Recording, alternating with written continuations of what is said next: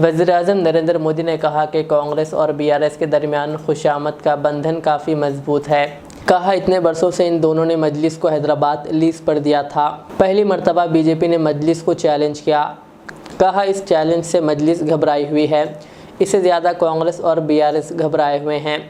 कहा, हैदराबाद में दोनों पार्टियां मजलिस की कामयाबी में लगी हुई है, ये दोनों मजलिस का साथ दे रही है।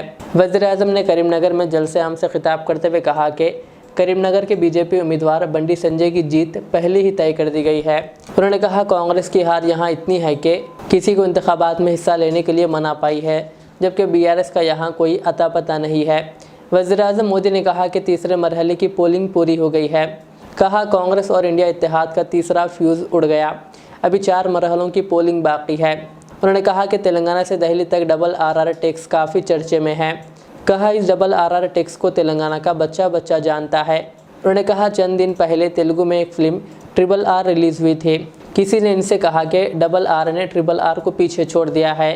फिल्म ट्रिपल आर ने 1000 करोड़ रुपए का कारोबार किया था, ताहम डबल आर ने टैक्स की वसूली सिर्फ चंद दिनों में ही कर ली है।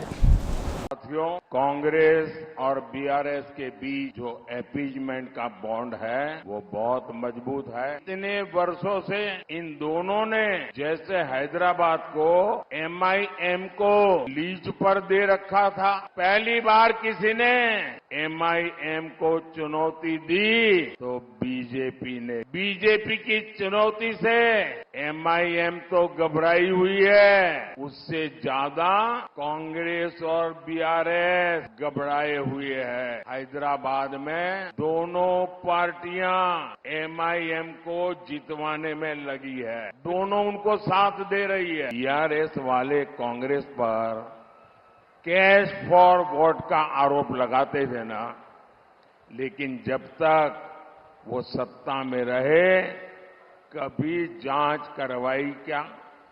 कांग्रेस विपक्ष में थी तो बीआरएस पर कालेश्वरम घोटाले का आरोप लगाती थी या नहीं लगाती थी? ये आए दिन हंगामा भी करते थे, लेकिन इतने दिन से तेलंगाना में कांग्रेस सरकार है, इन्होंने कालेश्वरम घोटाले की कोई जांच अभी तक नहीं करवाई, क्योंकि दोनों एक ही करप्शन सिंडिकेट का हिस्सा है।